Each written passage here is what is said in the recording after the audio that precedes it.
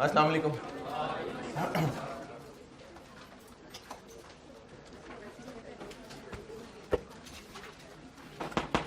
दुरूद शरीफ पढ़ लो।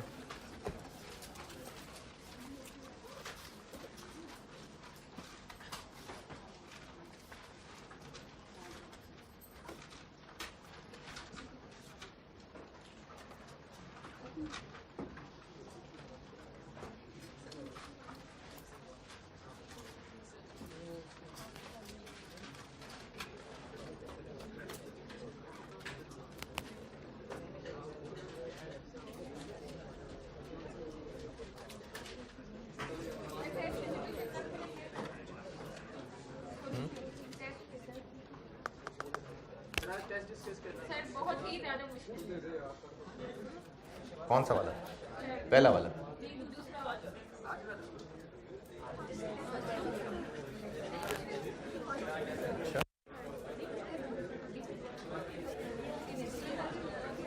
पहले वाले में है कुछ डिस्कस करने वाला, तो इसीलिए मैंने उसको लिफ्ट नहीं कराई। दूसरा वाला तो आज हुआ है ना, तो वो वापस मिल जाए, इसके बाद करूंगा डिस्कस। हाँ जी करूंगा हैं।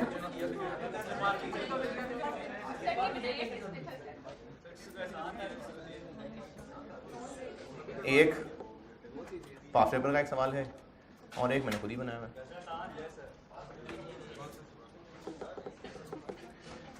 नहीं, आप लोग टेस्ट दे लें, उसके बाद फिर ये अगले वीक में जब मार्क होके मिलेगा तो जरूर। मैंने टेस्ट वक्त तो इसके डिस्कस नहीं किया, वो तो मुझे कुछ लगा नहीं उसमें डिस्कस करने वाला, लेकिन वो पेपर मार्क करने वाले की गलती है। वो पीरियोडिक से भी करें तो उसके नंबर मिलने चाहिए।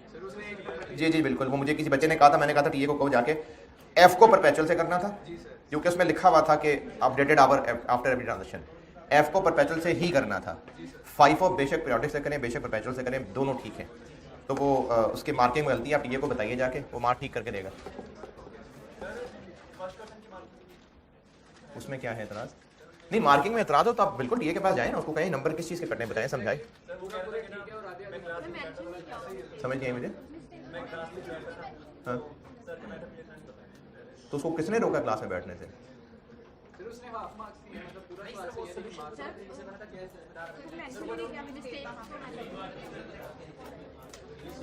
चले मैं अभी इसका कुछ बंदोबस्त करता हूँ, ठीक है।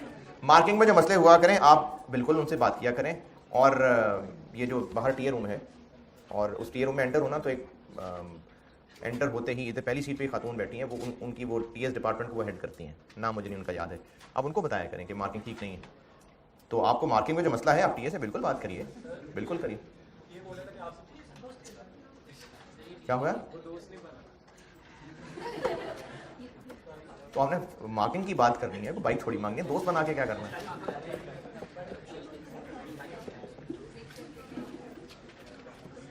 अच्छा चलें, आप जो इश्यूज मार्किंग में आए वो मुझे बताते रहिए, ठीक है। मुझे ये बात पहुंच गई कि फॉर्मेट उसको नहीं समझ आया, या और बताइए, मैं देखता हूँ उसका मसला।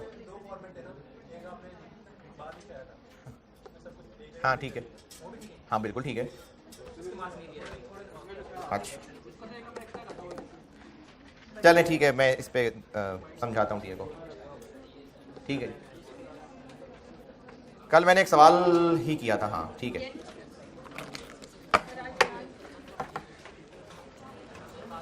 जी। यही छोड़ देनी चाहिए। किसने कहा उठाएं? आप ना उठाएं,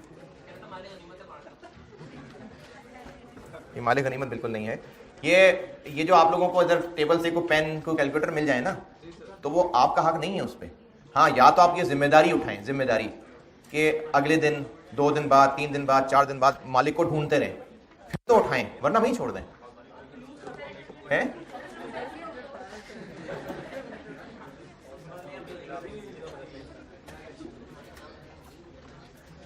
देखिए, अगर तो उसका सीरियस जवाब पूछ रहे हैं तो मैं बता देता हूँ, अगर शुगर लगा रहे हैं तो इग्नोर करें इस बात को। जो चीज़ें आप लोगों को इस तरह से मिल रही हैं, आपको ये स्टेशनरी अक्सर होता है, बच्चे पेन भूल जाते हैं, कैलकुलेटर भूल जाते हैं, तो या तो उनको वहीं रहने दें। कौन कह रहा है उठाएं आप?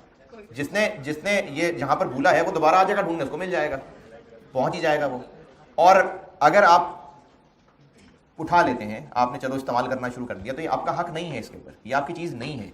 इसका असल हुक्म ये होता है कि आप मालिक को तलाश करें, और जाहिर है यही कॉलेज में ही होगा ना। आप ये तो नहीं बर्कर मार्क पे जाके खड़े हो जाएंगे, यही कॉलेज में ही होगा ना।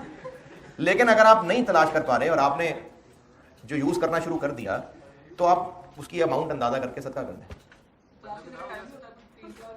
वो डिपेंड करता है, चीज़ पे डिपेंड करता है, वो चीज़ पे डिपेंड करता है कि ख़राब होने वाली चीज़ है नहीं, वो मुझे डिटेल याद नहीं है, लेकिन वो चीज़ों पे डिपेंड करता है कि इस्तेमाल हो सकती है, ख़राब हो जाएगी, पेरिशेबल है नहीं है। लेकिन सेफ यही है कि आपने जो उसकी अमाउंट अंदाजा करके सदका कर दें।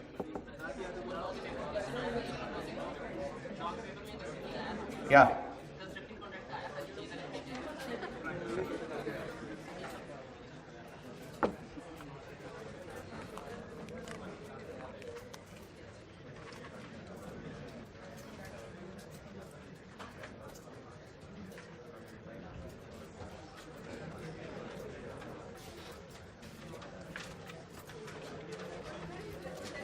OAR कैलकुलेट करने में मसाइल होंगे, इतना सिंपल भी नहीं है, इसमें मसाइल होंगे। तो वो मसाइल क्या क्या हैं उनको ना मैंने कुछ केसेस में बांटा हुआ। कोशिश यही चलाऊंगा कि आपको सारी कॉस्ट के जो भी लेक्चर नोट्स बनवा रहा हूँ वो स्ट्रक्चर्ड हो, आपको पता उस चैप्टर में क्या क्या है, जितना भी स्ट्रक्चर्ड रख सका। तो मैं OAR की कैलकुलेशन में जो जो मसाइल आते हैं उनको मैं कुछ केसेस में बांट के पढ़ा रहा हूँ।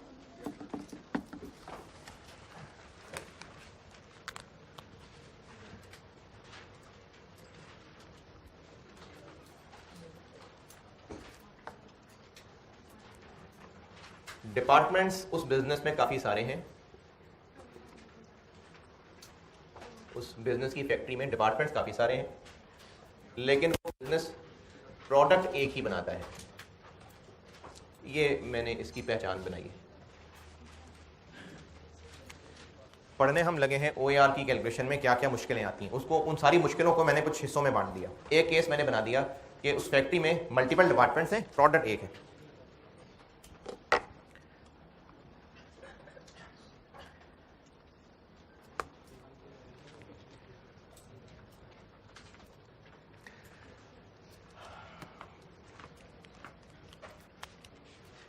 मिसाल के तौर पे एक फैक्ट्री में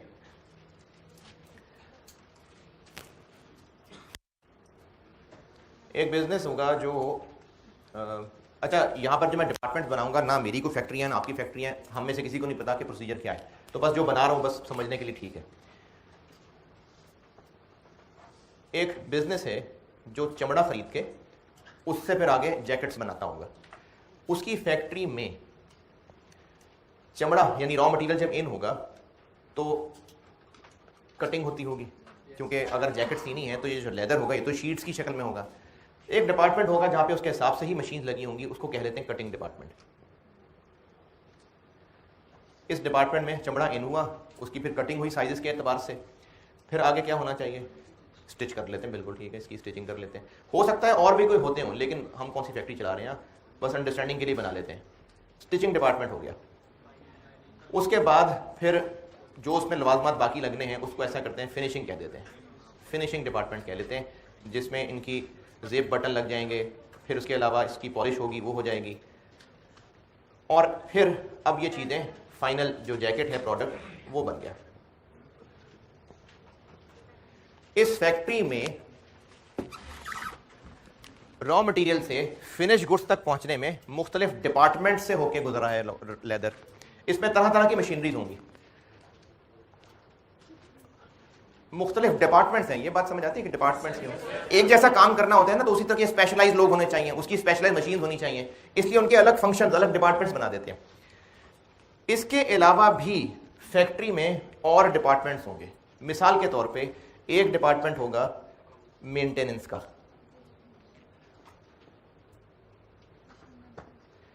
इस डिपार्टमेंट में जो भी टेक्नीशियंस यहां रखे होंगे, जो वर्कर्स इंजीनियर्स जो भी टेक्नीशियन यहाँ होंगे, उनका मकसद उनका काम क्या होगा कि इस पूरी फैक्ट्री के अंदर जहां जहां मशीनरीज हैं उनकी रिपेयर मेंटेनेंस करना।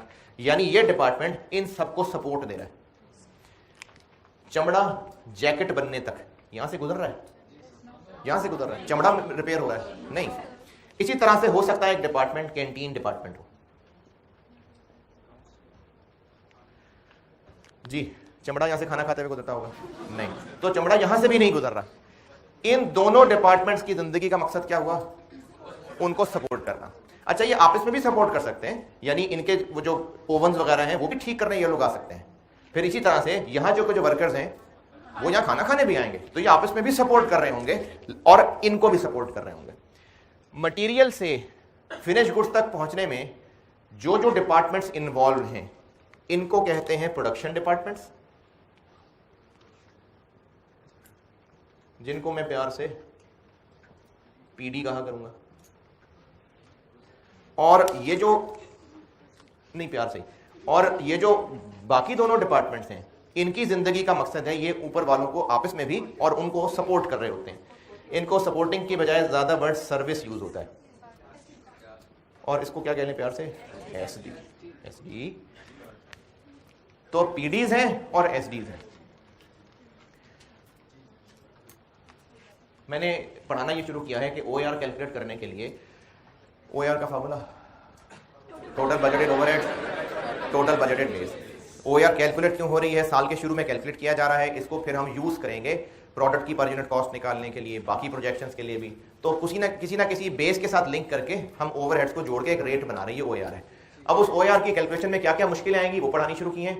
पहला सिनेरियो मैंने बनाया है कि इस बिजनेस के अंदर मल्टीपल डिपार्टमेंट्स हैं लेकिन प्रोडक्ट एक ही बन रहा है, और उन डिपार्टमेंट्स को मैंने दो कैटेगरीज में बांटा है, पीडीज और एसडीज। और जो प्रोडक्ट जिस प्रोसेस से गुजर के बन रहा है उसमें जो डिपार्टमेंट्स इस्तेमाल हो रहे हैं वो प्रोडक्शन डिपार्टमेंट्स हैं, और जो बाकी सपोर्ट के लिए डिपार्टमेंट्स हैं वो सर्विस डिपार्टमेंट्स हैं।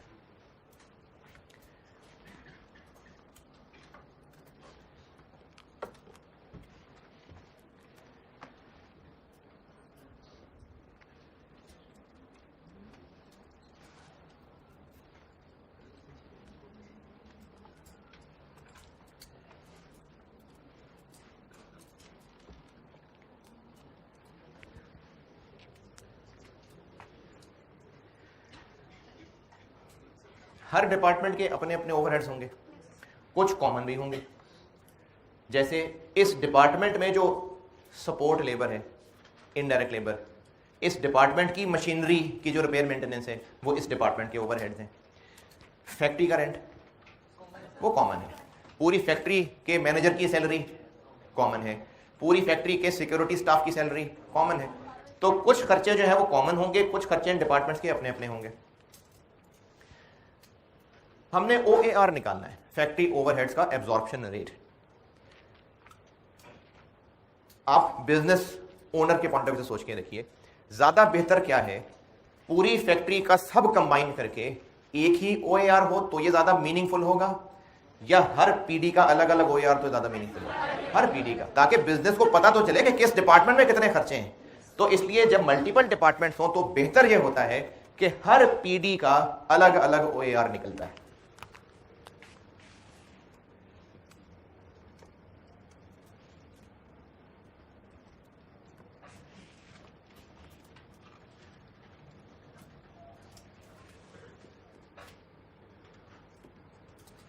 हर पीडी का अलग अलग OAR कैलकुलेट होता है। अच्छा, पीडी का क्यों?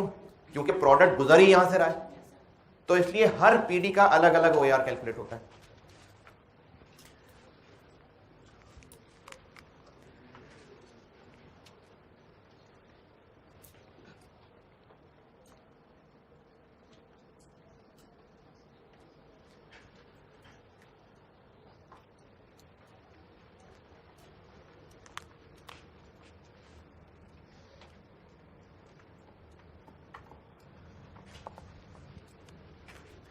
लेकिन वो कैलकुलेट करें कैसे वो बताता हूं।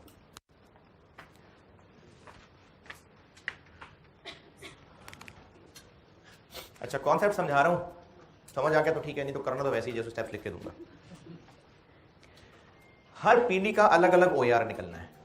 अच्छा, हर पीडी का, इस मिसाल में 3 पीडीज हैं, हर पीडी का अलग अलग OAR निकलने का मतलब है कि हर पीडी के लिए वो फार्मूला अलग अलग लगेगा, total budgeted FOH divided by total budgeted base. तो हो सकता है कि इसके OAR की बेस लेबर आवर्स हो, इसकी मशीन आवर्स हो, इसकी लेबर कॉस्ट हो सकता है, क्योंकि हर एक का अलग अलग कैलकुलेट होना है। तो अलग अलग कैलकुलेट होने का मतलब यही है कि फिर उसके हिसाब से वो अपनी अपनी बेस हो सकती है। लेकिन प्रॉब्लम क्या आएगी? प्रॉब्लम ये आएगी कि इस डिपार्टमेंट के ओवरहेड्स कुछ तो वो हैं जो पता है इसके कौन से हैं, लेकिन कुछ कॉमन है, उन कॉमन में से भी तो इसका हिस्सा है। तो एक मसला ये आएगा कि उन कॉमन को बांटना कैसे। देखिए हमने हर पीडी का ओआर निकालना है, तो हर पीडी के ओवरहेड्स जानने हैं, जो इनके अपने अपने ओवरहेड्स हैं। जैसे इनमें जो एम्प्लॉयज रखे हुए हैं इनडायरेक्ट लेबर, उनकी सैलरीज इसी डिपार्टमेंट की हैं। जो यहीं के लोग खाना खाते हैं, पता है कितने लोग हैं, कौन लोग हैं, खाने का खर्चा इनका अपना पता है, सफाई मेंटेनेंस का खर्चा पता है, मशीनें अपनी अपनी हैं, डेप्रिसिएशन पता है। लेकिन जो पूरी फैक्ट्री के कॉमन खर्चे हैं उनमें से भी तो इसका हिस्सा होना चाहिए। पूरी फैक्ट्री का रेंट का हिस्सा भी तो उसको जाना चाहिए। तो फिर एक मसला ये आएगा कि उन कॉमन खर्चों का क्या करें। दूसरा मसला ये आएगा कि OAR हम प्रोडक्ट की कॉस्ट में शामिल ही क्यों कर रहे होते हैं। कल जो कहानी सुनाई थी सारी वो फैमिली मेंबर्स वाली भी, और क्योंकि कमा के उन्होंने देना है ना, तो प्रोडक्ट ने कमा के देना है, तो सारी फैक्ट्री के खर्चे उन्होंने कमा के देने या सिर्फ पीडीज के, सारी फैक्ट्री के। तो पीडी का तो OAR निकाल लेंगे, तो बेचारे एसडीज का क्या होगा, इनका भी कोई हल होना चाहिए।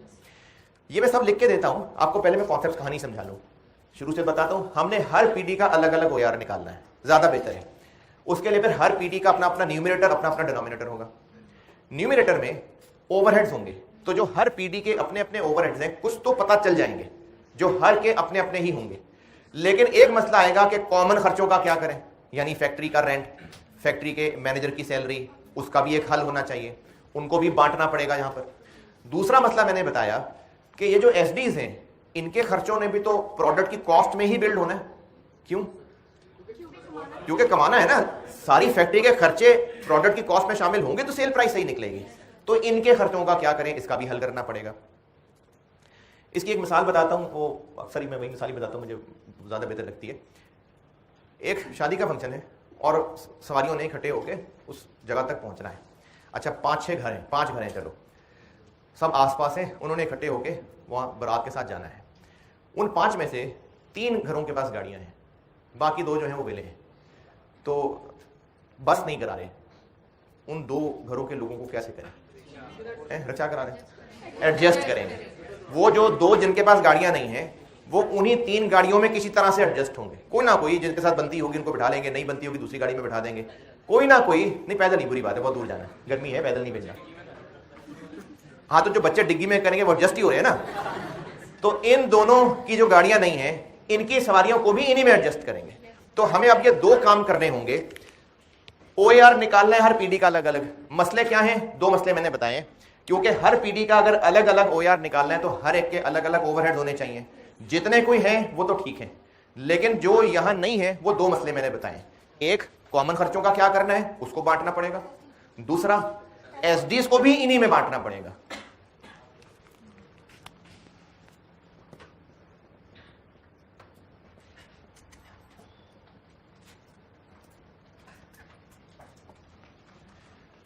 तो इसके लिए एक टेबुलर वर्किंग बनती है, अभी एक सवाल के साथ सिखाऊंगा। एक टेबुलर वर्किंग बनती है, और उस टेबुलर वर्किंग में क्या होता है, खर्चों की अपॉर्शनमेंट होती है, मतलब बांटे जाते हैं। किनको बांट रहे हैं अल्टीमेटली, नहीं किन में बांट कर पहुंचाना है, पीडी में, ये ऑब्जेक्टिव है। तो वो जो बांटना है, मसला क्या था, इनके अपने अपने तो ओवरहेड्स थे। 2 मसले थे, कॉमन खर्चे थे और एसडी थे। कॉमन खर्चों को भी बांटना है और एसडीज की सवारियों को भी इन्हीं गाड़ियों में एडजस्ट करना है। तो इसी तरह से अपॉर्शनमेंट भी फिर 2 लेवल पे होती है। एक अपॉर्शनमेंट होती है, इसी में आगे 2 हिस्से कर रहा हूं। एक ओवरहेड्स को, हाँ जी ओवरहेड्स को, हम लोग OAR पढ़ रहे हैं ना, कैसे डिवाइड करें। हाँ तो वो तीनों में बराबर बराबर बांट दिया, लेकिन ये जरूरी नहीं फेयर हो। बराबर बांटना फेयर नहीं होगा ना। यहां हो सकता है ज्यादा लोग हो और होते भी सब डंगरों की तरह खाते हो, तो इनको खर्चा ज्यादा बंटना चाहिए। यहां होंगी सिर्फ 2 लोग, तो बराबर बांटना फेयर नहीं है। तो यही सीखना है कि कैसे बांटना है। OAR कैलकुलेट होगा हर पीडी के लिए फॉलोइंग स्टेप्स में। और ये काम जो मैं अंग्रेजी यहां लिख रहा हूं ना, ये मैं लिख तो रहा हूं, ज्यादा फोकस इस बात पे होगा कि टेबल बनाना कैसे। वो जो टेबल बनाना है वो मैं अंग्रेजी में लिख रहा हूं, तो अगर आपको अंग्रेजी बहुत ज्यादा ना भी समझ आए, लिख तो फिर भी देता हूं, सवाल करूंगा तो उससे फिर बात समझा सकूंगा। तो जब हम OAR कैलकुलेट करेंगे तो हम 2 काम करेंगे। पहले हमने अपॉर्शनमेंट और एलोकेशन करनी है, वो भी 2 लेवल्स की है। एक कहलाती है प्राइमरी अपॉर्शनमेंट। इसमें क्या होगा, इसमें यह होगा कि सारे के सारे कॉमन खर्चे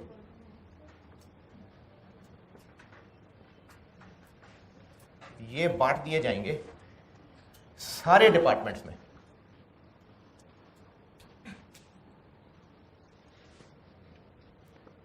all PDs and SDs. Factory का रेंट सिर्फ इनको बंटना चाहिए? नहीं, इनको भी बंटना चाहिए। तो पहले कुछ कॉमन खर्चे सारे पीडीज और एसडीज को बंटेंगे, और ये जो बांटना होगा यही इस चैप्टर में हमने प्रैक्टिस करना है कि किस फेयर बेसिस पे बांटना होगा।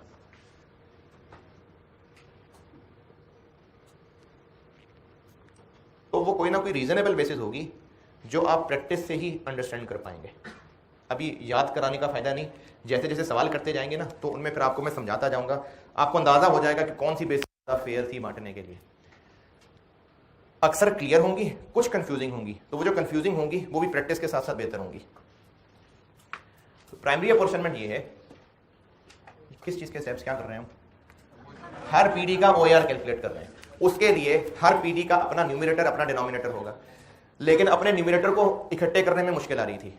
जितने ओवरहेड्स जिनके अपने थे वो तो चलो थे, लेकिन जो नहीं थे उनको बांटना पड़ना था, तो ये वो बांट रहा हूं मैं। तो पहले तो बांटे जाएंगे फैक्ट्री के कॉमन खर्चे सब पीडीज और एसडीज में, और जब सारे कॉमन खर्चे इन पांचों में बंट गए तो फिर इन दोनों के जो खर्चे थे वो पीडीज में बांटे जाएंगे। इसको कहते हैं सेकेंडरी अपॉर्चनमेंट।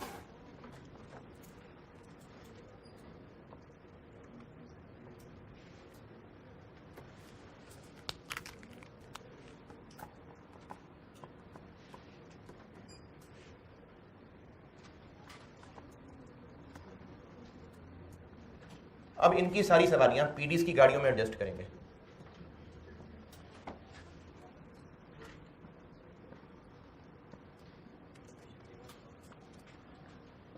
और ये भी किसी ना किसी फेयर बेसिस पे ही कर रहे होंगे।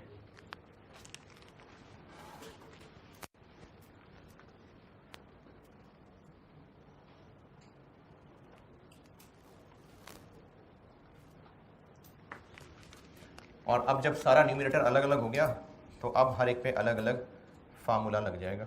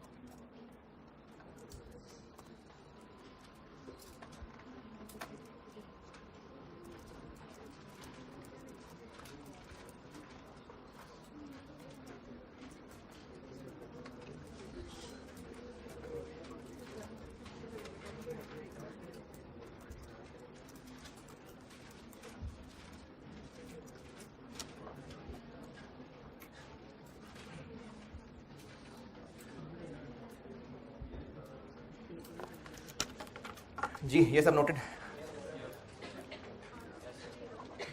हटा दो, सैर करा दो यार बोर्ड की सारी।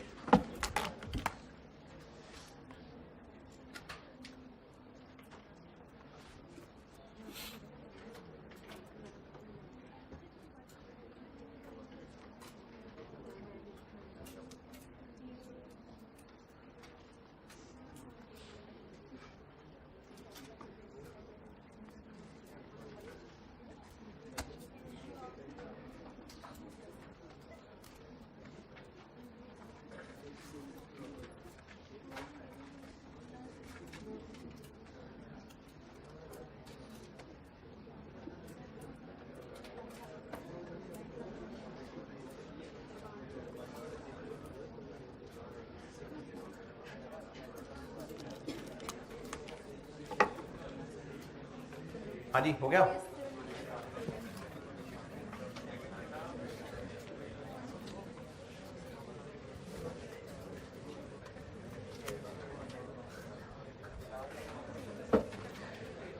अच्छा, केस तो मैंने ये 1 ही बनाया हुआ है। अब आगे ना मजीद सेकेंडरी अपोर्शनमेंट के और मसाइल हैं, तो मैं इसको आगे फिर मजीद सब केसेस में बांटने लगा। तो अब इसको कह देता हूं मैं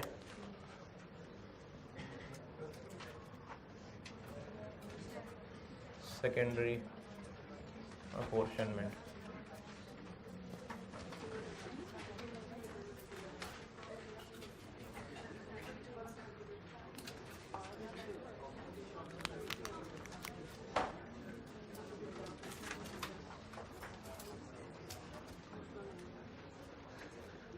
SDs provide support to PDs only.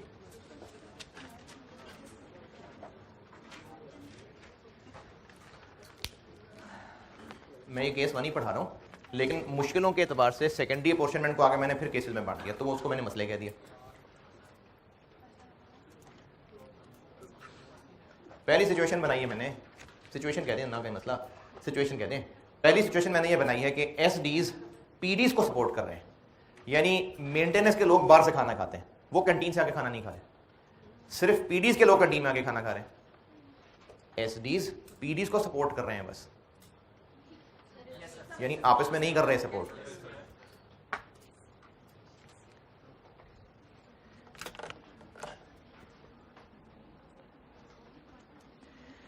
इस मसले में क्या करेंगे, सवाल से सिखाता हूं।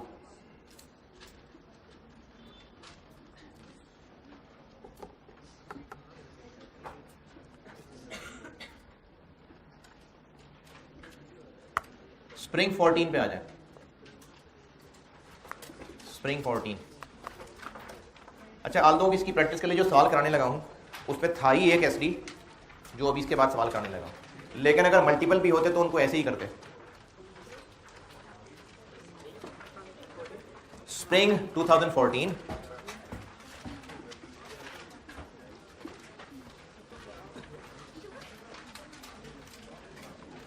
और इसमें है क्वेश्चन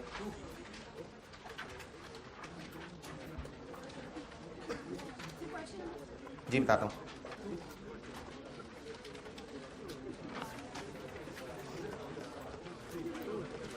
हाँ जी, क्वेश्चन नंबर 2, अल्फा लिमिटेड।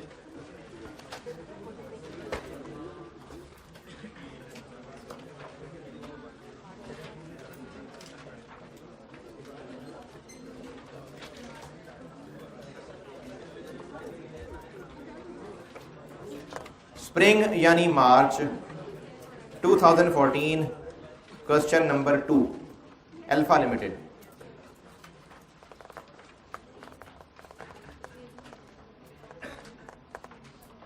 पहुंच गए तो पढ़ लें।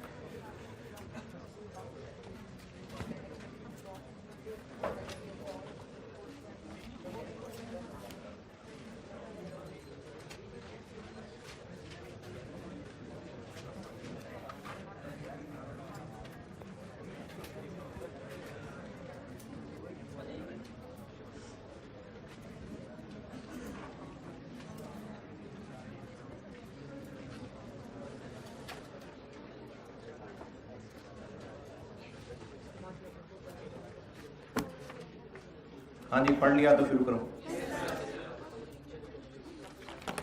अल्फा लिमिटेड का बजट 2014 का आपको अवेलेबल है। The cost and related data for the year ending 31 December 14 have been estimated as follows. तो इस टेबल के अंदर सारी चीज़ें एस्टिमेट्स हैं। डिपार्टमेंट्स दिए हुए हैं, मशीनिंग डिपार्टमेंट है, असेंबली डिपार्टमेंट है, फिनिशिंग डिपार्टमेंट है, मेंटेनेंस डिपार्टमेंट है और टोटल डिपार्टमेंट है। और ये सारे इनके खर्चे दिए हुए हैं। कुछ खर्चे अलग अलग बांट के दिए हुए हैं और कुछ खर्चे सिर्फ टोटल वाले कॉलम में लिखे हुए हैं, ये वो कॉमन वाले होंगे। अदर डाटा, ये क्या चीज़ें हैं? इनमें से कोई ना कोई चीज़ें बेस बना के, बुनियाद बना के तो कॉमन खर्चे बांटने होंगे। ये उसके लिए रेलिवेंट इन्फॉर्मेशन है। हो सकता है कि कोई खर्चा हम एरिया की बेस पे बांट रहे हों, कोई खर्चा जो है हम लोग बुक वैल्यू की बेस पे बांट रहे हों। तो ये मुख्तलिफ डाटा दिया हुआ है, ये हम काम करेंगे, इनको बुनियाद बना के इनकी बेस पे हम लोग खर्चों को बांटेंगे। लास्ट पैराग्राफ मेंटेनेंस डिपार्टमेंट की कार्रवाई बताई हुई है कि मेंटेनेंस डिपार्टमेंट कर क्या रहा है। ठीक है जी, इसका भी काम कर लेंगे बाद में। Required calculate appropriate overhead absorption rate यानी OAR, मशीनिंग का, असेंबली का और फिनिशिंग का। मेंटेनेंस का क्यों नहीं कहा उसने? क्योंकि वो SD है। तो ये 3 PDs हैं और इन तीनों PDs के हमने OAR निकालने हैं। ये है सवाल की अप्रोच। किसी को सवाल पढ़ के ये बात ना समझ आई हो कि हमने क्या करना है तो बताएं। तीनों डिपार्टमेंट्स के OAR निकालने हैं, ठीक है। इसके लिए ना एक टेबुलर वर्किंग करनी होती है और उस टेबल में आप लोग जो कॉलम बनाएंगे उनकी तादाद समझ लें। जितने डिपार्टमेंट्स हैं +3, जितने डिपार्टमेंट हैं +3, इतने कॉलम बनाएंगे हम। कितने डिपार्टमेंट हैं? 4 है ना भाई, मेंटेनेंस भी डिपार्टमेंट तो है ना भाई। तो 4 और 3 7 कॉलम बनाने लगा। Question number 2 spring 14।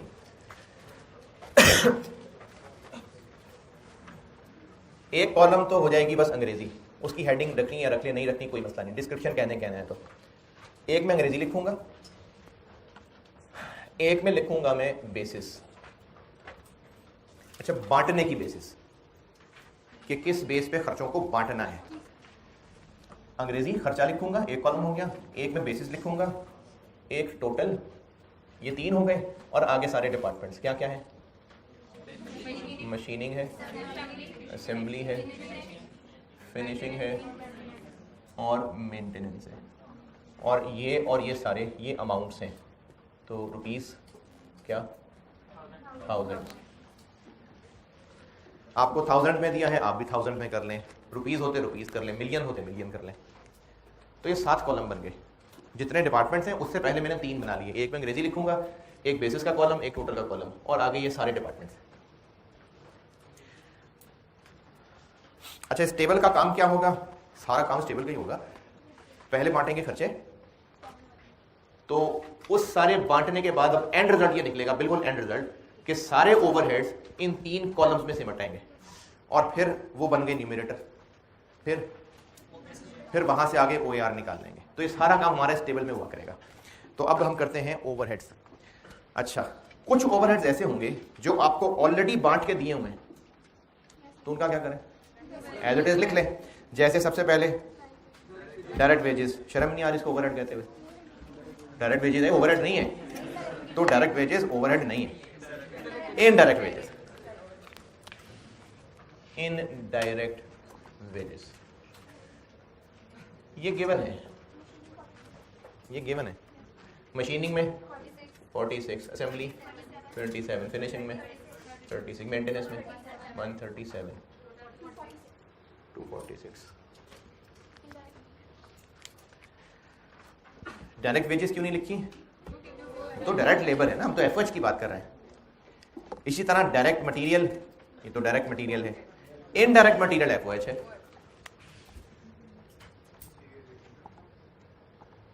ये भी गिवन है। मशीनिंग में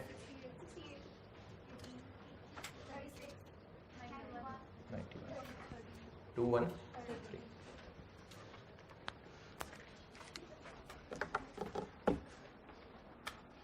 चलिए यहां तक पहुंचे, फिर आगे कॉमन खर्चे शुरू हो गए।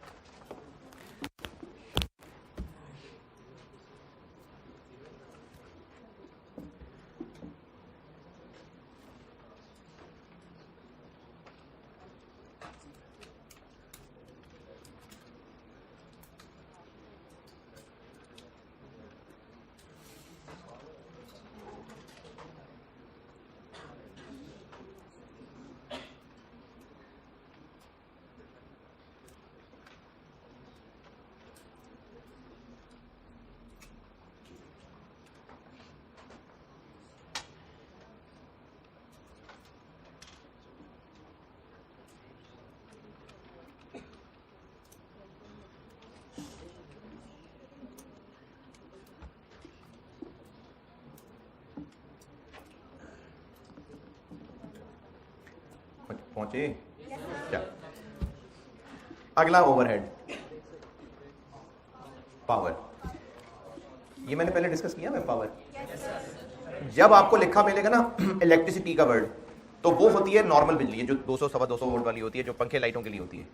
पावर का वर्ड इस्तेमाल होता है बहुत हैवी बिजली के लिए, ये हजारों वोल्ट में होती है और ये हैवी मशीनरी इस्तेमाल करती है। तो है ये बिजली, लेकिन ये हैवी मशीनरी है पावर। अच्छा, अब ये है कॉमन, यानी सब की है। तो अब आप ये देखिए कि जो अदर इंफॉर्मेशन अवेलेबल है, इनमें से कौन सा ऐसा, अच्छा ये मैं वो बात कर रहा हूं जो मैंने आपसे 2 दिन पहले कहा था कि इस क्लास के एसी के खर्चे को अगर कॉलेज ने रिलेट करना हो तो वो नंबर ऑफ स्टूडेंट्स के साथ भी रिलेट हो सकता है। क्यों हो सकता है? क्योंकि स्टूडेंट ज्यादा होंगे तो फिर एसी ज्यादा देर चलता रहेगा, वरना फिर जल्दी कूलिंग करके ट्रिप कर जाएगा। तो स्टूडेंट्स के साथ भी वो लिंक है, टॉपिक्स के साथ भी लिंक है नहीं? हाँ, कुछ टॉपिक्स ऐसे होते हैं जिनमें फिर गर्मी चढ़ी होती है, बहुत टेंशन वाले टॉपिक होते हैं। वो ऐसे टॉपिक्स होंगे आपकी जिंदगी में, आप किसी सब्जेक्ट में, उसमें गर्मी निकलनी शुरू होती है, परेशानी शुरू हो जाती है, ब्लड प्रेशर तेज हो जाता है, तो ओवरऑल गर्मी बढ़ेगी, फिर ऐसी चलेगा। तो ताल्लुक तो टॉपिक्स के साथ भी हो गया और आर्ट्स के साथ, तो सबसे बेहतर ताल्लुक आर्ट्स के साथ है। इसी तरह से हमने अब इन खर्चों को बांटना है। अच्छा, अभी OAR नहीं निकल रहा, अभी इस वक्त क्या कर रहे हैं, खर्चों को हम डिपार्टमेंट में बांट रहे हैं। अभी पावर में यानी हैवी बिजली, अदर डाटा को देख के ये फैसला करते हैं कि ज्यादा बेहतर ताल्लुक इसका किससे बन रहा है, मशीन आर्ट्स। अच्छा, बाकियों को भी मैं रिजेक्ट करता हूं। Direct labour arts, direct labour arts का मतलब होता है कि जो वर्कर्स हैं वो कितनी देर काम कर रहे हैं।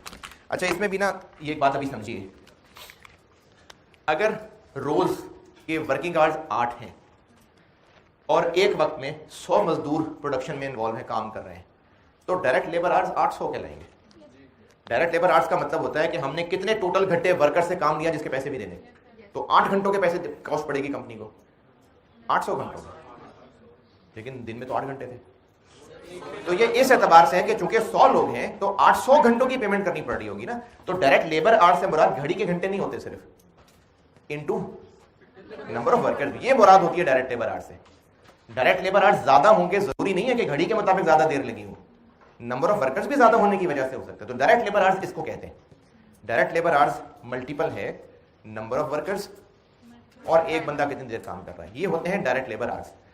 मशीनों की बिजली का डायरेक्ट लेबर आवर्स से ताल्लुक है या नहीं? हो भी सकता है, अगर ज्यादा देर काम कर रहे हैं वर्कर्स तो वो शायद मशीनों पे ही काम कर रहे होंगे, लेकिन ये तो एक बहुत दूर का ताल्लुक है। ज्यादा गहरा ताल्लुक है मशीन आवर्स। मशीन आवर्स तो है ही वो कि मशीनें कितनी देर चल रही हैं, तो मशीनों की बिजली का ताल्लुक ज्यादा बेहतर इससे होगा कि मशीनें कितनी देर चल रही हैं। अच्छा, बाकियों को भी करते हैं। नंबर ऑफ एम्प्लॉइज नहीं, मशीनों के चलने कैसे क्या ताल्लुक है?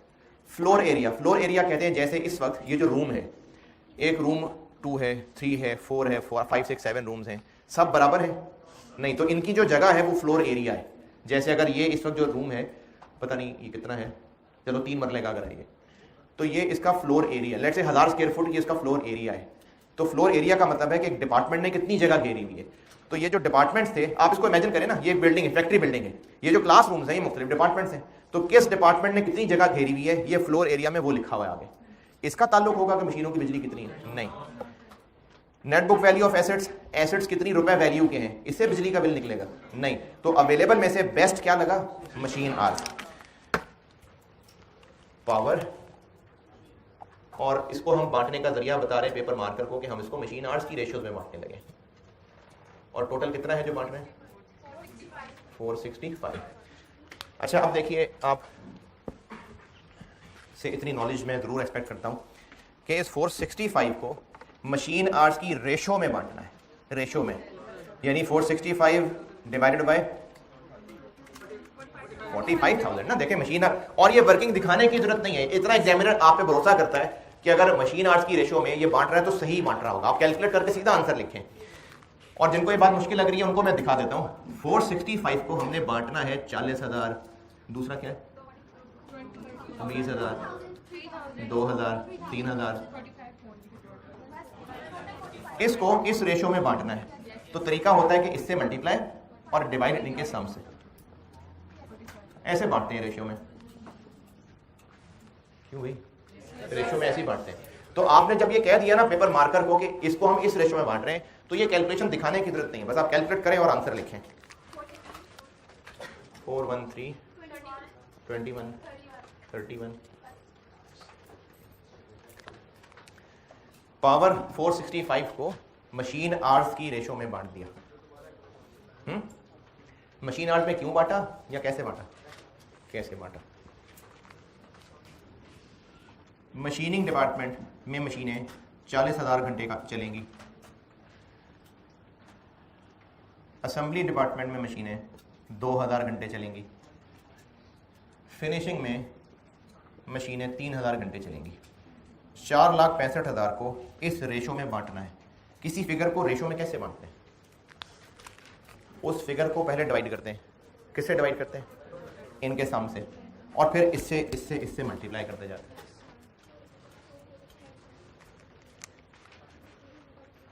Power done. Light and heat, ये जो लाइट एंड हीट है ये पंखे लाइटों की बिजली है। लाइट एंड हीट, यही जो लाइट है ना, ये लाइट, ये लाइट है।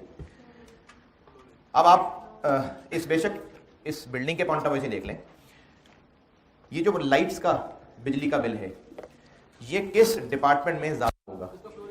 किसका फ्लोर एरिया ज्यादा है?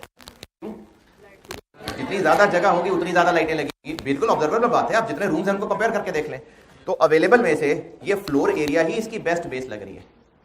मशीन आवर्स क्यों नहीं?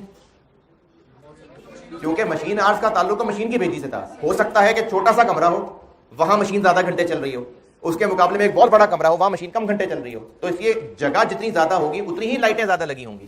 तो जितनी ज्यादा जगह उस हिसाब से फिर लाइटों का बिल बढ़ना चाहिए। तो फ्लोर एरिया के हिसाब से इसको बांट देंगे।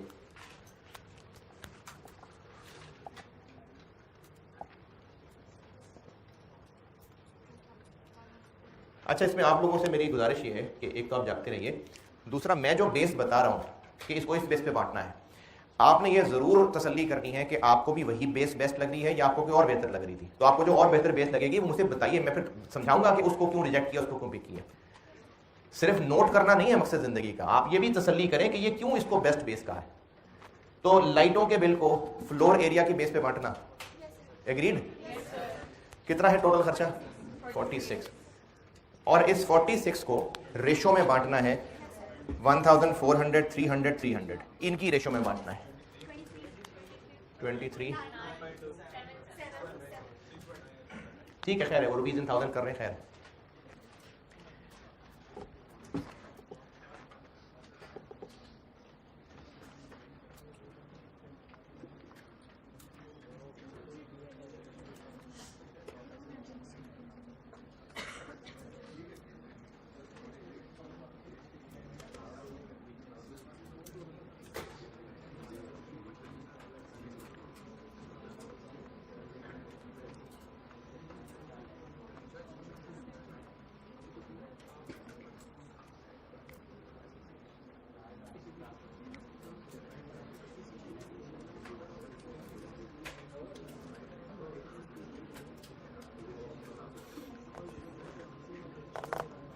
लाइट एंड हीट तक ओके।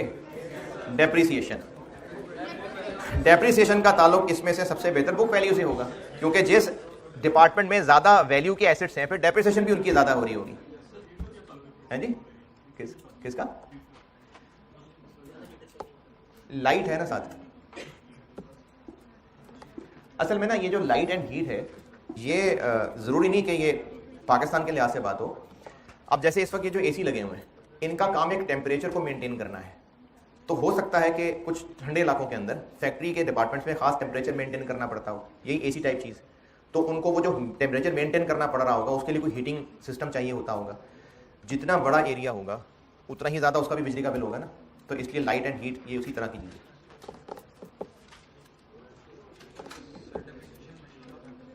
हाँ जी, डेप्रिसिएशन में एक एतराज़ ये हो सकता है कि डेप्रिसिएशन मशीन आवर्स मेथड से भी तो होती है। तो क्या सिर्फ मशीन आवर्स से ही होती है? नहीं, और से भी हो सकती है, लेकिन वैल्यू है जो डेप्रिशिएट होती है। तो वैल्यू का ताल्लुक कंफर्म है डेप्रिसिएशन से। मेथड हो सकता है आवर्स हो सकता है कोई और मेथड हो, तो इसलिए मशीन आवर्स और बुक वैल्यू में से ज्यादा बेहतर ताल्लुक बुक वैल्यू का है, इसलिए डेप्रिसिएशन को बुक वैल्यू की बेस पे बांटेंगे। जी कहां पर जी? नहीं, मैंने कहा वो 1000 है ना, राउंड किया हुआ है, तो इसलिए 9 ही कर दिया। डेप्रिसिएशन को किस रेशो में बांटे? ये नेट बुक वैल्यू 20,000, 8,000, 3,000 और 4,000 की रेशो में, नेट बुक वैल्यू की रेशो में। टोटल कितनी है? 108।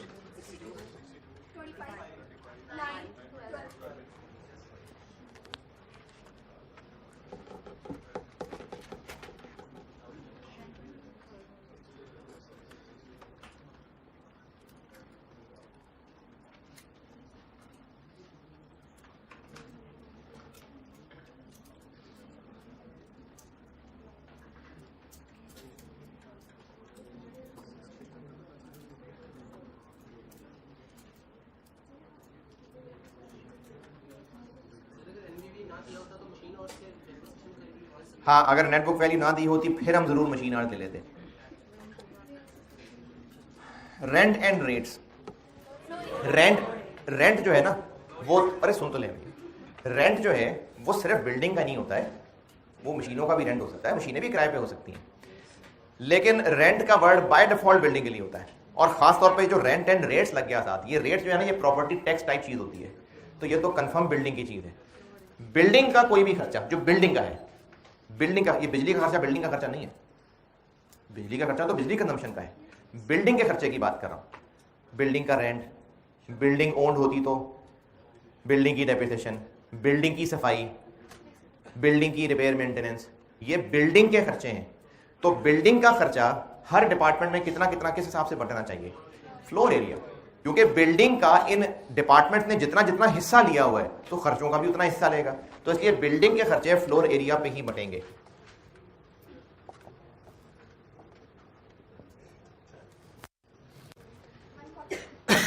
कितना टोटल? 57।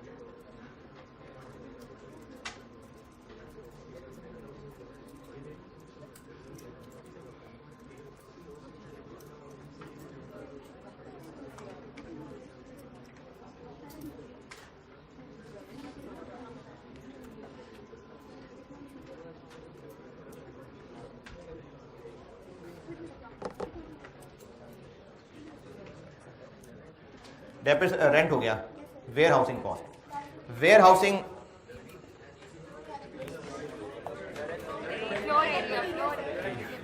यादाश्त की बेस पे बताएं। हाँ जी, ये जो वेयर हाउसिंग कॉस्ट है ना, वेयर हाउसिंग, इस पे एक जज्बाती रिएक्शन जो होता है, स्टूडेंट सोचता है कि अच्छा ये स्टोर करने का खर्चा ये तो फ्लोर एरिया पे होगा। अगर इस बिल्डिंग के अंदर स्टोर होता तो वो एक अलग डिपार्टमेंट होता, इस बिल्डिंग के अंदर एक स्टोर होता तो स्टोर एक अलग डिपार्टमेंट होता। वेयर हाउसिंग कॉस्ट कहते हैं कि जो मटेरियल पड़ा हुआ है उसको एहतियात से संभाल के रखना, वेयर हाउसिंग स्टोरेज को कहते हैं। तो अगर इस फैक्ट्री में एक अलहदा से कोई स्टोर होता तो यकीनन वो एक स्टोर डिपार्टमेंट होता। सवाल में आप आगे देखें कि स्टोर डिपार्टमेंट भी होगा किसी ना किसी सवाल में। तो इस फैक्ट्री के अंदर तो ऐसा प्रॉपर स्टोर नहीं है।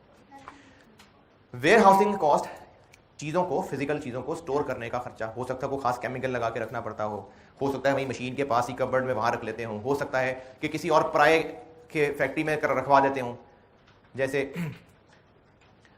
कोई ख़ास स्टोरेज होती हैं, स्टोरेज बाकायदा बिजनेसेस हैं जो स्टोरेजेस होते हैं और वहाँ पर लोग अपना सामान स्टोर कराया करते हैं, तो उनसे वो उसके पैसे लिया करते हैं। कोल्ड स्टोरेज भी होते हैं, तो हो सकता है ये सामान हम किसी के पास स्टोर करवाते हों। क्या चीज़ स्टोर करने का खर्चा है?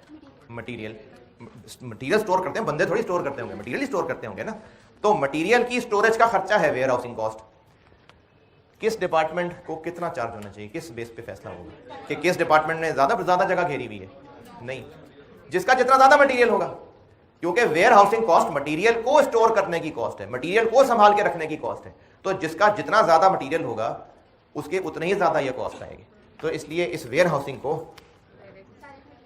दोनों के मुताबिक भी कर सकते हैं, डायरेक्ट इनडायरेक्ट दोनों, ये भी ठीक है। डायरेक्ट में करना है वो भी कर लें, वो भी ठीक है। ये वेयर हाउसिंग कॉस्ट वाली बात दोबारा समझें। वेयर हाउसिंग कॉस्ट का मतलब है मटेरियल को संभाल के रखने की जो कॉस्ट आएगी, उसको संभाल के रखने की कॉस्ट आएगी। हो सकता है किसी खास पैकिंग में रखना पड़ता हो, जैसे कुछ मेडिसिन होती हैं, कुछ इंजेक्शन होते हैं जिनके साथ ना वो बर्फ़ की साथ टिक्कियाँ जोड़कर उनको प्लास्टिक में लपेट, बहुत सारी दवाइयाँ हैं, उनको ना बर्फ़ के साथ पैक करके रखना पड़ता है। तो इसी तरह से कुछ मेडिसिन ऐसी होती होंगी, जैसे वो जो घरों में अम्मी ने रजाइयाँ रखी होती हैं तो उसमें वो गोलियां डाली होती है ना, तो जब सर्दी में पेटी खुलती है तो जीती स्मेल आती है, तो वो जो गोलियां रखी होती हैं तो हैं, चलो जो भी चूहे मार लें, जो मर्जी मार लें, तो जो इनको स्टोर करने के लिए जो खर्चे आ रहे हैं वो वेयर हाउसिंग कॉस्ट है?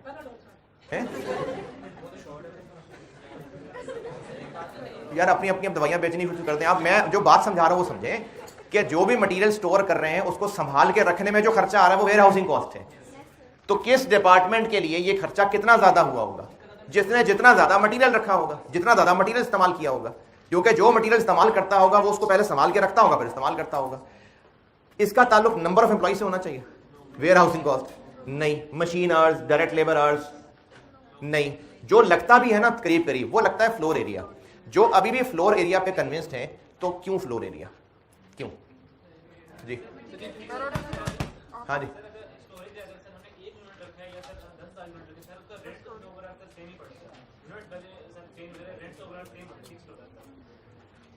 अच्छा, यानी आप कह रहे हैं कि हमने कहीं पर कोई स्टोर किराए पे लिया हुआ है तो उस स्टोर का जो किराया पड़ रहा है वो फ्लोर एरिया की बेस पे बढ़ना चाहिए, ये कह रहे हो ना? चलें इसी का जवाब सुन लें। ये समझें फैक्ट्री है और ये में जितने रूम्स थे ये सब वो डिपार्टमेंट्स हैं।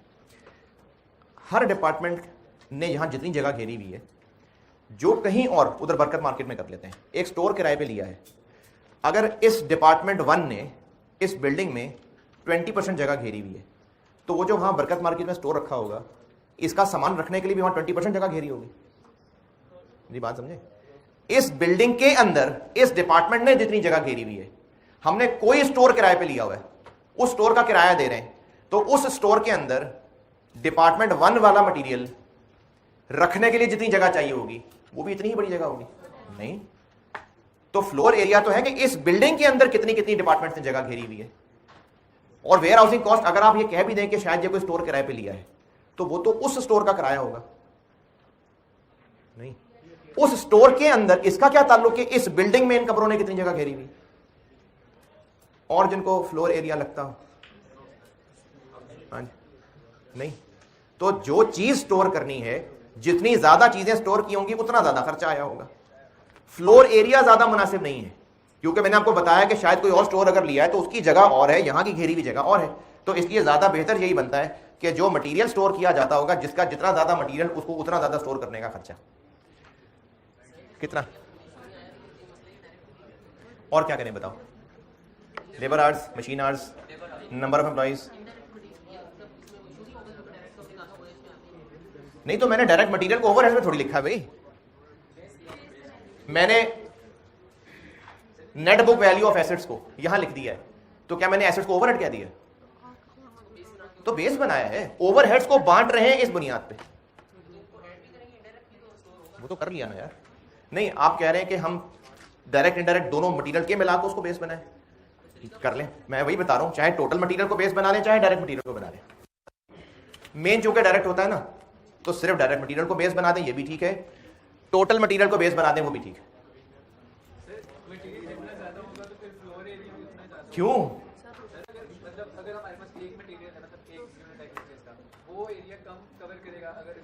यूनिट ने एरिया नहीं कवर करना होता, मशीनों ने एरिया कवर करना होता है। जिस डिपार्टमेंट में जिस तरह की मशीनें होंगी उस तरह की जगह उनको चाहिए होगी। मशीनों ने जगह घेरनी है ना, काम करने वाले लोगों ने जगह घेरनी है। मार्केटिंग डिपार्टमेंट है, एक मार्केटिंग डिपार्टमेंट है, उसमें भी 10 लोग हैं, और एक डिपार्टमेंट है रिपेयर मेंटेनेंस का, वर्कशॉप है, उधर भी 10 लोग हैं, तो दोनों डिपार्टमेंट की बराबर जगह होगी? नहीं, मार्केटिंग वालों ने बिल्कुल अपनी कुर्सी पे बैठे बैठे फोन के ऊपर बात करनी है, लेकिन रिपेयर वालों को वर्कशॉप की भी जगह चाहिए, उनको ज्यादा स्पेस चाहिए, तो इसलिए जगह घेरी होती है मशीनों के एतबार से, तो इसलिए मटीरियल के हिसाब से ज्यादा नहीं कि जिसने मटीरियल ज्यादा इस्तेमाल किया होगा उससे ज्यादा जगह घेरी होगी, नहीं।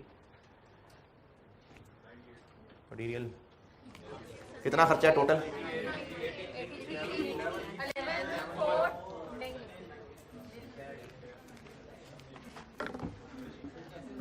क्या जी? किधर है, कौन है, क्या है?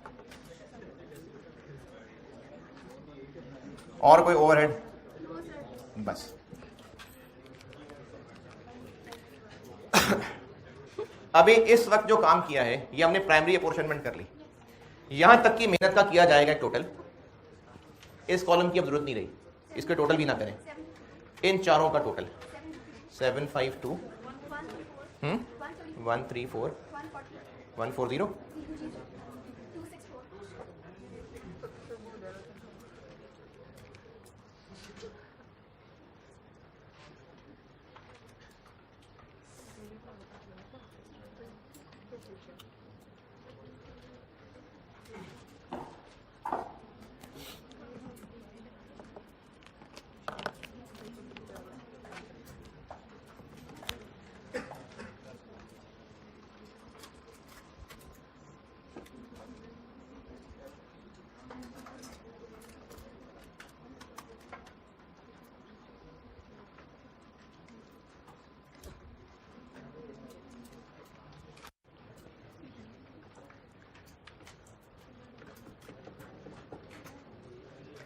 अच्छा, अब ये इस वक्त जो सारे ओवरहेड्स थे वो बंट गए हैं चारों डिपार्टमेंट्स में। अब कॉमन खर्चे कोई अनअपोर्शन नहीं रह गए, सारे खर्चे इन चारों डिपार्टमेंट्स में बंट चुके हुए हैं। ये हो गई प्राइमरी अपोर्शनमेंट। लेकिन अब ये काम और क्या रहता है, अब इस 264 की सवारियों को भी उन्हीं 3 गाड़ियों में बिठाना होगा। ये कल मैं इंशाल्लाह कराता हूँ। आप लोग मेहरबानी ये करें मेरे ऊपर कि आप यहाँ तक जो किया यही काम दोबारा करके आइएगा। और जी जी जी जी जी जी जी सरकार बताता हूँ।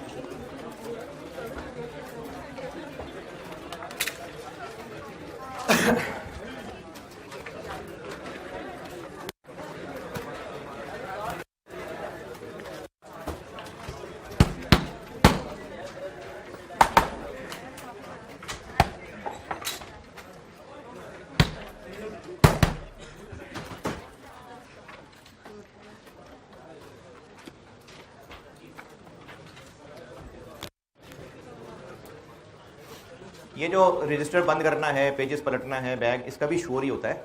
तो ठहर जाए 2 मिनट, बात सुन ले मेरी। इस क्लास में तो खैर अखीर ही टाइम लग गया, कुछ लोगों की बरकतों की वजह से शायद लेट हो गया बहुत। लेकिन बहरहाल मैंने को 3-4 दिन पहले एक बात करने की कोशिश की थी कि आप सब मुझ समेत समझदार अक्लमंद लोग हैं और हम लोग अपनी ज़िंदगी में वो फैसले कर रहे हैं जिनका हमें फ्यूचर में बेनिफिट मिलना है। और अगर ऑप्शंस में से चूज़ करना हो तो हम उस ऑप्शन को चूज़ कर रहे हैं जिसका बेनिफिट ज़्यादा देर तक मिलेगा, तभी आपने सीए ऑप्ट किया है। और आप अपने 24 घंटे के ज़िंदगी के अंदर सीए करने से पहले जो जो एक्टिविटीज़ कर रहे थे उसमें भी पूरे 24 घंटे गुजर जाते थे। अब अगर सीए में एडमिशन लिया है तो अब दिन 24 घंटे से ज़्यादा का हो गया नहीं, तो फिर अब सीए की पढ़ाई को क्या करें। जो पहले कर रहे थे उनको कुछ रीअरेंज किया, उनमें से कुछ चीज़ों को छोड़ा होगा और किसी का टाइम थोड़ा किया होगा, क्योंकि प्रायोरिटीज़ चेंज हो गई। अब आपने क्या किया कि उसी 24 घंटे को कुछ ऐसे किया कि सीए की पढ़ाई को टॉप प्रायोरिटी पे ले आए। जो अच्छे पढ़ने वाले समझदार बच्चे हैं, जिनको फ़र्क नहीं पड़ रहा तो उनकी तो बात ही नहीं है। जो सीए में वाकई संजीदा लोग हैं, जो वाकई पढ़ के पास होना चाहते हैं, जो वाकई करियर ओरिएंटेड हैं, उन्होंने वही 24 घंटे जो पहले भी गुजार लेते थे। सीए से पहले का दिन 16-17 घंटे में खत्म हो जाता था। पूरा 24 घंटे आप यूज़ कर रहे होते थे, कुछ ना कुछ कर रहे होते थे। तो अब आपने क्या किया कि सीए चूंकि प्रायोरिटी बन गया तो आपने वो जो पहले काम कर रहे थे उनकी या तो कुछ चीज़ों को निकाल दिया, छोड़ दिया, या कुछ को सेकेंडरी पोर्शन में कह रहा हूँ, सेकेंडरी उसको प्रायोरिटी में ले गए। क्यों किया ऐसा? क्योंकि आपके नज़दीक ये पहले नंबर पे आ गया क्योंकि उसका फ़ायदा ज़्यादा देर मिलेगा, और जो पहले काम कर रहे थे उनको छोड़ दिया क्योंकि उनका नंबर सही बन नहीं रहा था। ये अक्लमंदी है। तो फिर इंसान की फितरत में शामिल है कि वो उस चीज़ को प्रेफर करता है जिसका फ़ायदा ज़्यादा देर तक मिलेगा, उस चीज़ पे जिसका फ़ायदा कम देर के लिए मिलेगा। ये अक्लमंदी की बात है। आपने अगर सिर्फ बैठना ही होता और एसी में ही बैठना होता तो हो सकता है कोई लाइब्रेरी ज़्यादा चिल माहौल वाली होती, आप वहाँ बैठ के दिन गुजार लेते। लेकिन इस वक्त मकसद सिर्फ ठंडे रूम में बैठना नहीं है, इस वक्त जो सिलेबस है वो पढ़ना है। तो आपकी प्रायोरिटी थी सिलेबस पढ़ना, अब उसके लिए कम ठंडा रूम भी हो तो चलेगा, गर्म भी हो तो चलेगा, क्योंकि प्रायोरिटी चेंज है, क्योंकि फ्यूचर बेनिफिट ज्यादा मिलता नजर आ रहा है। ये बिल्कुल फितरी बात कर रहा हूं और अकलमंदी वाली बात कर रहा हूं। वो बेवकूफ लोग होते हैं जो अपने फ्यूचर के फायदे को इग्नोर करके चल रहे होते हैं। तो फिर हमें जिस चीज का फायदा ज्यादा देर रहना है उसकी फिक्र भी ज्यादा होनी चाहिए। आप सीए कर भी गए, कर जाएंगे इंशाल्लाह, तो उसके बाद आपका CA as a CA career आपका 25, 26, 25, 30 से ज्यादा नहीं है। उसके बाद आपके सीए का रोल खत्म हो जाएगा, मेरा भी। उसके बाद रोल ये चलेगा कि जो उसके बाद क़यामत के बाद की जिंदगी है उसमें कामयाबी का फैसला जिंदगी कैसे गुजारी और उस कैसे का सिलेबस कौन डिफाइन करेगा, अल्लाह डिफाइन करेंगे। तो वो है हमारा दीन। जब ज्यादा बेनिफिट जन्नत है, दुनिया का बेनिफिट कम है, तो हमारी प्रायोरिटी भी ज्यादा जन्नत होनी चाहिए। ज्यादा बड़ा मसला, ज्यादा बड़ी टेंशन जहन्नम है, आई कैप फेल होना उतनी बड़ी टेंशन नहीं है, तो फिर ज्यादा बड़ी फिक्र भी जहन्नम की होनी चाहिए। अब उसके लिए मैं क्लास में क्या कर सकता हूं, मैं तो कॉस्ट ही पढ़ाऊंगा, आपने पैसे दिए इस बात की, बिल्कुल जाहिर है एक फॉर्मल रिलेशन है और मैंने आपको पढ़ाना है। लेकिन चूंकि मैं अपनी जिम्मेदारी समझता हूं, मैं हर क्लास में काम ये करता हूं, और उसकी रीजन भी ये है कि एक हदीस का मफहूम है, नेकी के बारे में आपसे पूछा गया कि नेकी क्या है, तो आपने फरमाया अच्छे अखलाक। तो ये जो अच्छे अखलाक है ना, ये बहुत सारी नेकियां कवर हो जाती हैं इसके अंदर। जैसे कोई मुझसे पूछे कि अच्छा स्टूडेंट कौन है, तो मैं कहूँगा जो रेगुलर है, क्योंकि मुझे पता है कि जो रेगुलर होगा वो पढ़ता भी होगा, वो क्लासेस भी अटेंड करता होगा, होमवर्क भी करता, तभी तो वो रेगुलर है। वो होमवर्क भी करता होगा, टेस्ट भी देता होगा, तभी तो वो रेगुलर हो पा रहा है। तो एक जामे वर्ड बोल दिया रेगुलर। तो इसी तरह से बहुत सारी नेकियां अच्छे अखलाक में कवर्ड हैं। और अगर आप अपनी पास्ट सारी लाइफ को एक क्विक रिव्यू करें, तो आपकी जिंदगी में जो लोग आपको अच्छे लगे, जिनकी आप इज्जत करते हैं, चाहे वो बड़े टीचर्स हैं, चाहे वो रिश्तेदार हैं, चाहे वो कोई दोस्त हैं, चाहे वो कोई दुकानदार है, जिसने अच्छे तरीके से बात की हो, उन्हीं की इज्जत होती है। तो हमारे दीन में जो कुछ बेसिक क्राइटेरिया हैं, उनमें इखलाक बहुत अच्छी चीज़ है, बहुत इंपॉर्टेंट चीज़ है। तो मैंने अब ये पिछले 2 साल से काम ये शुरू किया था कि इखलाक से रिलेटेड काफ़ी सारी हदीस हैं इसमें, तो मैं रोज़ एक हदीस क्लास में सुनाता जाऊँ, और इस नियत इरादे से कि हज़रत मोहम्मद सल्लल्लाहु अलैहि वसल्लम जो हैं वो बेस्ट ऑफ ऑल क्रिएशंस हैं, और वो हमारे लिए रोल मॉडल हैं। वो हमारे लिए सिर्फ वाह वाह करने के लिए नहीं भेजे गए, सिर्फ ये नहीं कि वाह क्या हस्ती थे, इसलिए नहीं भेजे गए, वो इसलिए भेजे गए हैं कि हम उनको फॉलो करें। तो उनकी ज़िंदगी हमारे लिए रोल मॉडल है, बेस्ट रोल मॉडल है। तो उनकी ज़िंदगी में जो उनकी आदत थी या जो उनके फरमान थे, वो हमारी ज़िंदगी में शामिल होने शुरू हो जाएं। तो इखलाक से रिलेटेड रोज़ एक हदीस सुना के, और जितनी टूटी फूटी बात आपके लेवल के समझा सका, वो फिर मैं रोज़ उसको शामिल कर लिया करूँगा। और अभी मैं पहली जो मैं अभी बता भी चुका था, खैर